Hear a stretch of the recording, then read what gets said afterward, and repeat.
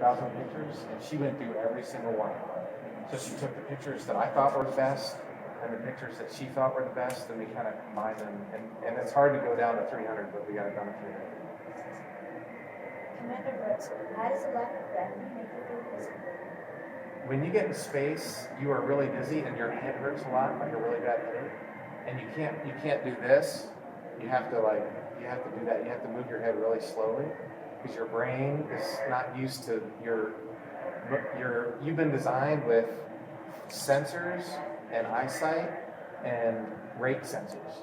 And so you don't feel any force, and your rate sensors don't work in weightlessness. So your brain's balance system gets really messed up. So you just have to move really slowly. Do you have to exercise while you're in space? Yes. So when you're in space, you're not. Right now, we're exercising. I'm supporting my body against gravity. So my bones and my muscles are working right now. And in space, they don't. And so you exercise. They schedule us 2.5 hours a day. And when I came back to Earth, my bones were exactly the same. They were unchanged from what I had launched, even after almost 7 months. Do you have like a favorite kind of exercise? We have a weightlifting machine and a treadmill that you run on, and a bike that doesn't have a seat or handlebars. You just put yourself in a bike. And my favorite was probably the weightlifting machine. But I also like the treadmill because it felt like I was walking, and it was good to feel that sensation after when you don't get it all day. Which freeze-dried food is the best? And what airport do you miss the most? My food that tasted the best was probably shrimp cocktail. I love that. It's freeze-dried shrimp cocktail, and you put water in there, and you smash it around, and wait 10 minutes, and then it's shrimp cocktail. So I love that. And then I probably missed like a good steak dinner. They had meat. There was lots of meat and chicken and vegetables, and it was good, but like, it's not like a real cooked Italian food or something like that. So. Have your doctors noted any lasting physical effects from your time in space? Thankfully, no. I came back in really good shape. My bones were good. My muscles were good. My eyesight was good. One problem that you don't know what's going to happen is cancer, because the radiation affects your body. So I've had some problems with skin, but thankfully I'm in pretty good shape. Have you been on a space mission where some members not wrong? So how was it handled? So I was really lucky. When I was on my shuttle flight, we had a great crew. And on my long duration station mission, when I was the commander on Expedition 43, I had a really good crew. And we're still friends to this day. We text each other and email each other. But, even if you're friends, you don't get along every day, right? So you just have to learn how to have your own space. Just kind of take some time by yourself and talk. You want to communicate, like if somebody's doing something that's really bothering you, you just have to have a communication about it. You can't just let it build up.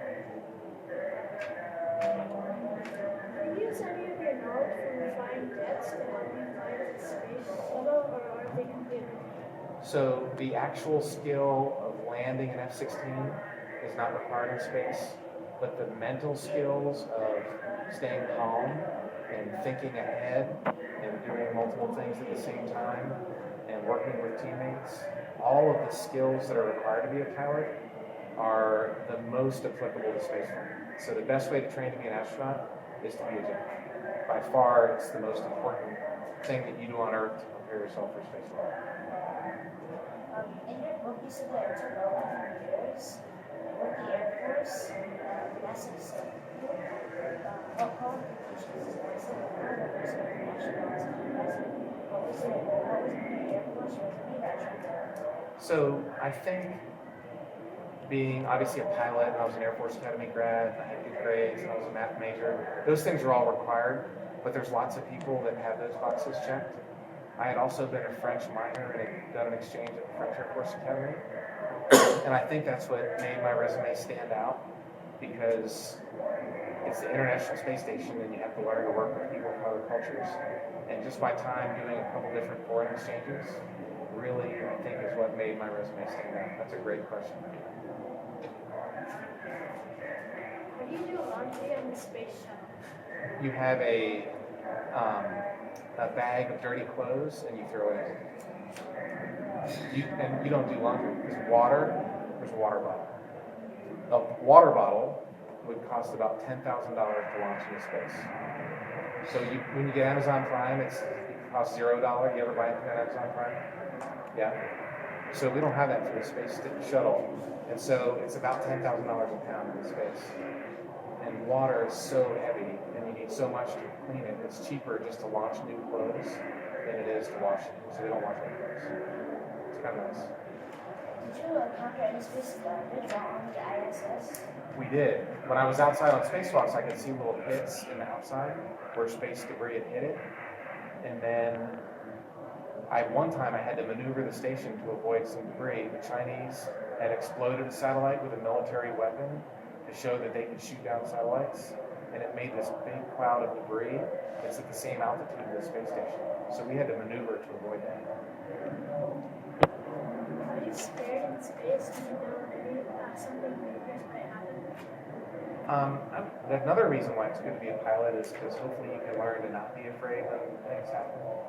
So honestly, I never really felt fear. The biggest fear I felt was making a mistake and having somebody else notice it and then getting a nickname, right? You don't want to mess up and have your buddies make fun of you because you did that. So that was probably the biggest fear that I had. What course did you have to take to get into the Air Force Academy? So to get into the Air Force Academy is pretty tough. You want to do well. The school is absolutely required. Doing well on your SATs is required. But more importantly, like some schools are just academic and they just want the smartest kids. Well, the Air Force Academy wants the smartest kids who can also play sports and be physical, who can also be a leader in the Boy Scouts or in their church group or in the local community volunteer organization. They want kids that get a job and work at McDonald's on the weekends. Because, they want kids that can do more than one thing and are well-rounded. So you have to have good grades and good SAT scores, but they also kind of have to do other things like sports and community activities too. What comforts of home do you have in the shuttle? In the space shuttle, the food was pretty good at the space shuttle, but I liked it. We had music, so you could put in earphones and listen to music at home. You could watch TV. I'm a baseball fan, so you just watch baseball games or football games. You could watch TV. You couldn't watch all the TV. They would have to pick your program, record it, and uplink it to you, so it wasn't on demand. You could call home and email home, and we did video calls every once in a while. So what are you doing now as a I don't have a job, I'm unemployed, which is great. Except for I have a book that I wrote, so the book tour started this week. I'm promoting that. I'm doing speaking, so I do talks for public groups or for businesses that need a speaker at their conference. I'm also doing some technical consulting for the space station science. So people have science projects or video projects they want to do, and I kind of help them make those projects happen. So I went from having one job to having like 10 different jobs, which is pretty fun. I get to pick what I do and when I do it. How do you feel about the way each year our planet? So I had the overwhelming thought looking at Earth that it is a beautiful planet. I mean, it is really a cool looking place. I noticed a few things. Were you in there for my talk? Oh, you didn't see my talk? Okay. So a couple of the environmental problems that I saw were deforestation. So in the Amazon, and especially Madagascar, but there's a couple of places on Earth where you can see there used to be a big rainforest and now it's chopped down. So that's bad. People need to farm and people need to support themselves. And a lot of people around the world are really, really poor. And so they need to eat and we need to figure out how to feed people like that. But there's good places to farm and then there's the rainforest, and so we should not be farming in the rainforest. And I could also see pollution, especially in India was pretty hazy, there was pollution there, but China was like a brown soup. It was really, really, really polluted in China. And it's a problem they have, they're working on it, but those were kind of the environmental problems that I could see. What was the first country you used in space? Oh my gosh. stumped me. I have been doing these questions for 15 years, and I've never been stumped. You just stumped me. I'm going to go back to my laptop tonight and go through my list of pictures and find it. I was actually not supposed to. This interview's over. No, I can't believe I don't know that question. It was on the space shuttle. That's a good question. You put an X in it. It's always us that does questions. He knows a lot. What was your favorite flavor of astronaut ice cream? So you go, do they sell astronaut ice cream here? Yes. Right now? It's our best seller. Yeah.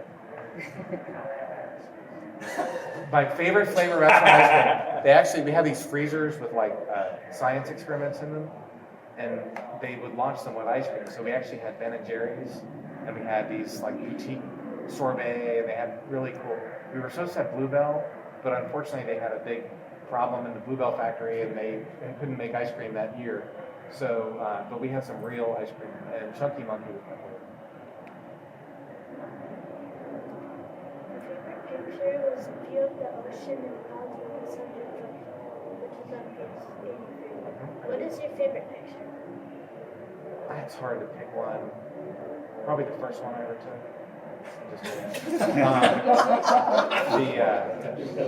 There's so many. It's hard to pick. One that really stands out, and I often use this, was the night aurora looking at the northern lights. And you can see we flew from England and Ireland all the way through Scandinavia to Moscow and Siberia. And so it's moonlit, so the Earth's really bright with the moonlight. And then there's this thin aurora, and that one really pretty. I don't know the page number, but it's in the photo. That's good. That's it? That's the last question. Can we have a couple pictures? Yeah, let's do it. That's okay? Yeah. Thank you.